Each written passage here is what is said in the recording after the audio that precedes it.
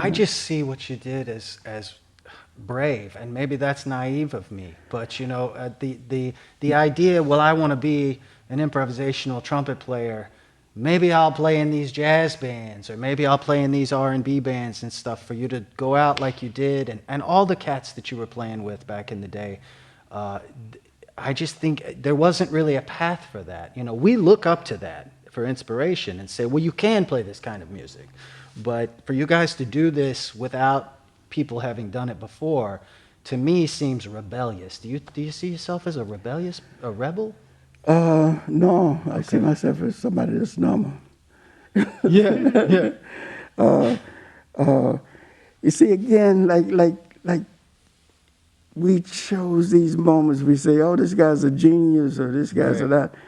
It ain't really actually true. Yeah. The person is just normal. Yeah. And that normal has a range on it. It's as big as the planet. It's not marked out with little straight marks here and there. It's as big as the planet. Mm-hmm. Meaning that you have the opportunity to come into creation and hopefully leave a mark one way or the other. And that mark that you leave, hopefully it will be beneficial to everybody. Yeah. That's what's important for me. This is one of my heroes, Wadada Leo Smith. Here he is, all calm and cool on the cover of his famous ECM recording, Divine Love. And here he is, 4 decades later, still on the cutting edge of his own creativity, still, as he puts it, expressing love, and still with that same spiritual energy, radiance, and that incredible trumpet sound. A glance at a list of Wadada's albums is intimidating. If there's something here that isn't sincere and powerful, well, I can't find it. And yes, he was a finalist for the Pulitzer Prize for his work 10 Freedom Summers, a piece inspired in part by the segregation he grew up in and the movement that took that segregation down. He spent 34 years writing it, by the way. Wadada's compositional scores look like art in themselves. Some of them even hang in museums as pieces of visual art. Take that, J.S. Bach. I've spent a lot of time around Wadada, and I've never been around him without seeing him radiating wisdom through his words, his horn, his compositions, or even just his eyes and his smile. If aliens came to Earth and asked me to explain what an artist is, I'd use this guy as the example. A lot of people out there aspire to be the artist, but Wadada really lives it. I don't always understand immediately what he's talking about, but I always try to soak up as much as I can, and some of his teachings only make sense years after I first heard them. Plus, he's just cool. I mean, come on. So yeah, we're pretty excited to have him as our guest today. Hope y'all like getting your minds blown.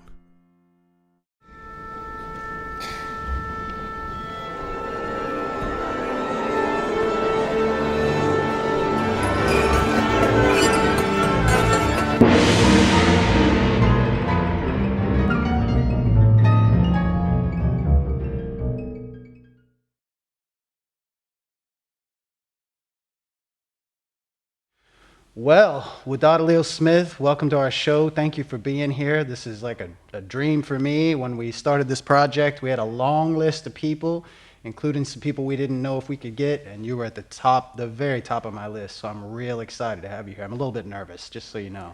Well, I'm excited too, and I'm not nervous. I'm excited. I'm smiling through my mask a lot. Yeah. I'm so happy. You can see real smiles. Yeah, because the eyes smile too, Yeah, if you don't smile with your eyes, I think it's one of those fake kind of smiles. I wanted to ask what a day is like for you. What time you wake up in the morning?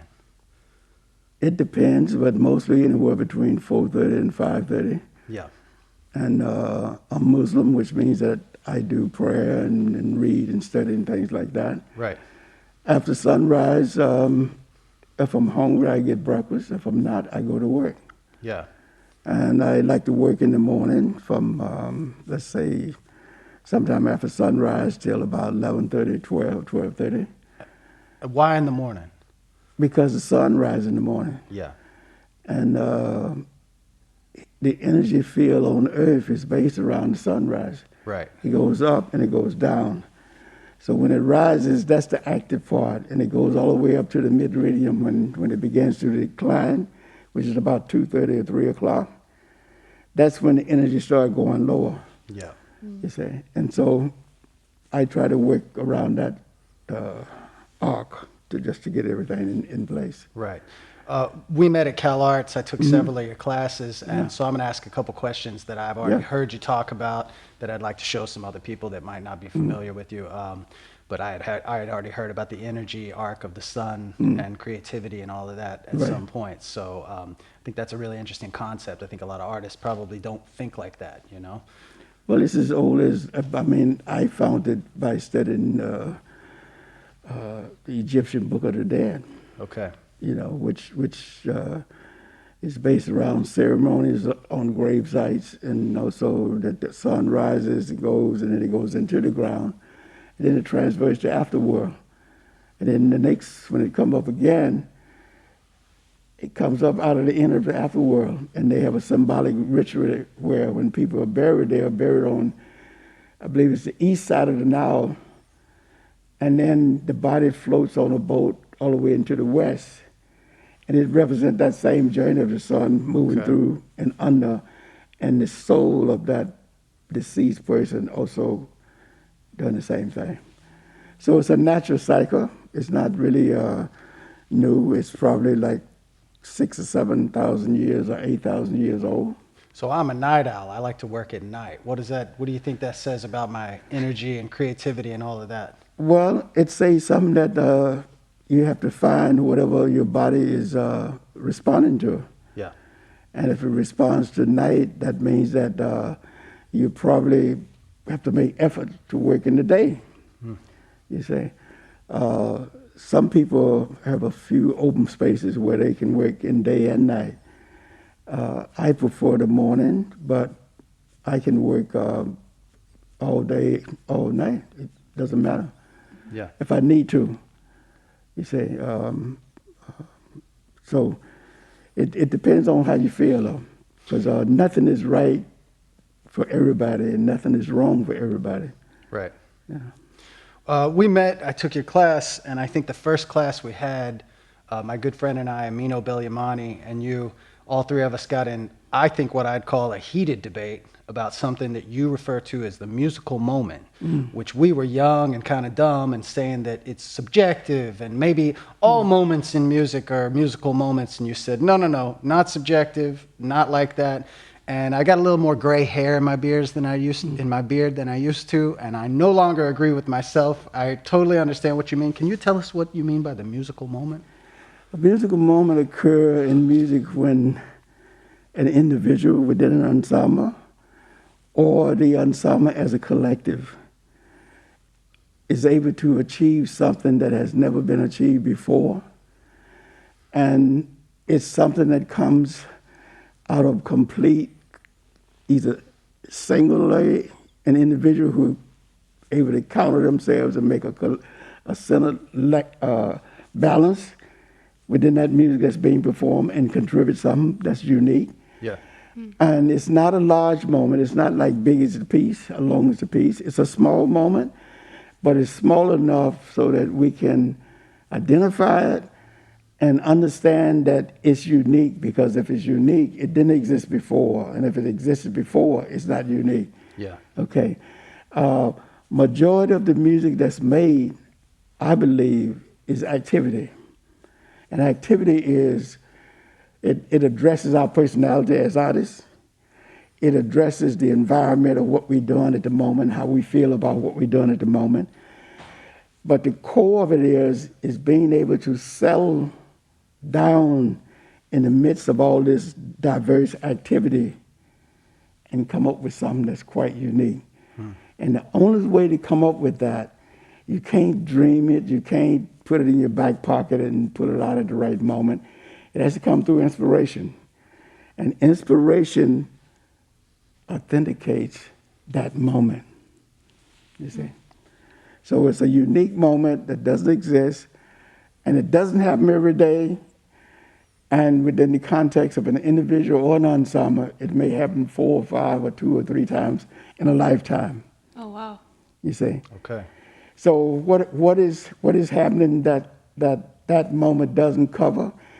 I call that other moment something of interest, something of power. We would call it in our context that's an original moment. All original moments are not unique. Gotcha. You see, that would be an original moment, and then another moment besides that's less powerful would be a moment of interest, something that really shows great energy, but it doesn't rise to those other 2 occasions, like being unique or being original. You say. I see. Wadada, would you say that you're speaking towards improvised music, or do those musical moments happen in classical or through composed groups It as well? happened in all musics. In all music. In the second movement of I think it's third century, Beethoven, third century. It happens. Okay. In Bela Bartok's string quartet, number 6. I think it's 6 movements there. It happens in a couple of those places, okay? And I could go down the line because I listen with that. I'm looking for that when I listen. Do you no know it matter as what. soon as you hear it? Well, once it begins to start, you can tell by the fact that you never heard it before. Okay. And then you get perked up and you move forward and you find out if it's an illusion or if it's real. Sometimes it's illusion, sometimes it's real. The simplest way to think about a musical moment is Louis Armstrong, I believe it's 1928, recording with Earl Hines, Weatherbird. Weatherbird is a duet between trumpet and piano. Okay. And in there, I believe that there are several moments of uniqueness that occur that would be defined as a musical moment. But also that particular duet is probably the most famous duet in the world. The last time I saw you play was in Manhattan before the pandemic, maybe a year before, maybe 6 months before. We came to the West Side, and Qasim and I saw you play. You had 3 singers, a string, instrumentation. That was Rosa Parks' oratorio. Yeah, it was beautiful. It was really powerful music. Yeah. When I left, we said hi, we hugged, we caught up, and all of this. Yeah. We should have said good luck during the pandemic. We didn't know it was coming, but you know. When I left and was walking out the door, you were talking to your friend Vijay Iyer, and the two of you were teaching. And this is a MacArthur winner. This guy, he's won all these awards. He teaches all this stuff, and I saw his ear just like perked, trying to capture some wisdom from you. And what you were talking about was, you were calling it a string of diamonds, and you were talking about moving on the string. Can you describe that? What you were saying? I don't know what the conversation was about. You were saying something about you got to keep moving and you leave diamonds behind, but if you stop, it doesn't work anymore. Well, it could be that we were talking about the difference between the idea of pioneer and innovators. Essentially, the metaphor is like moving up a mountain. And when you move up a mountain, if you find something or discover something, let's call those diamonds, okay? And you discover that diamond, and let's say that there's 2 of you together, and one of them takes that diamond and say, oh, wow, this is it. You know, this is the moment. Yeah. And tries to incur every possible idea about that diamond, okay? The other person moves straight on up again, and he or she finds another diamond, examines it, replace it, and move forward. And so the string is all the way up the mountain and all the way over the mountain and all the way down the mountain, because the pioneer, whomever she or he is, they're not looking to be rooted with one piece of information. They're looking to discover one moment after the next moment after the next moment what there is, because the more you discover, the larger your parameter of understanding our environment that we live in. And creative artists that are pioneers, you can find that in their works, you see. Yeah. Yeah. It seems like you've lived your career. Well, in Train this is way. one of those people. Yeah. Okay. It would have been so easy for him to stop. stop at some point and said, I'm succeeding at this giant step stuff or Right. retrained stuff. Right. Yeah. But we would have lost so much even in his young life. And even though he gave us so much, like, for example, his last 6 major works, hardly a single writer out there on the planet ever talks about them. Yeah. And the reason I don't talk about them is because they don't know what the hell they are. Okay. But his last 6 works, major works, starting with the Philemo, what's the one, not Philemo, but what's the one with the... Ole? Is that it? That's not it. No, not Ole, but... I know he did but Om that- and First Meditations was in there somewhere. And Yeah, all that stuff is in there, but there's one that started with the vocal, had the vocal in it. I can't remember what Oh, this is. anyway, you will afterwards. Yeah, I'm going to go home and check it out for sure. Well, starting there, moving on through with you know, like Love Supreme and on and on and on and on. You know, in fact, Divine Love was influenced by Love Supreme. Most people don't know that, you say. The reason they don't know that because you got to actually think larger than what's in front of your face. In Love Supreme, Train gave them examples of how he talked to the ensemble, how to make this piece. And you would start with a certain number of notes and move to a certain place to a certain place. When he recorded it, that was just one version of Love Supreme, okay? And it was his version, which meant that he could use it all through his life. But other people were supposed to make their own version of Love Supreme, and they didn't. They copied his version. Right. They played versions of his version. That's right. You see. And I tell you this, those notes that he laid out, there's just a few notes. They're on the internet. I found them on the internet. I saw that. Yeah, I saw yeah. that thing. And so, but everybody thinks Love Supreme sounds like what Train did. Love Supreme is Train's personal reflection on the idea of love and the human love, you see.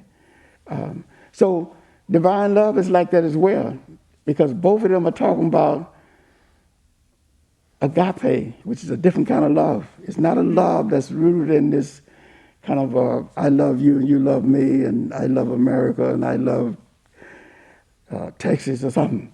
No.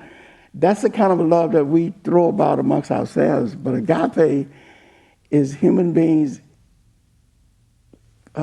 copying and expressing the kind of love that the divine expressed in love for us. Yeah. So it's a whole different story. And Love Supreme is about that. Supreme means that high, most mighty force in creation.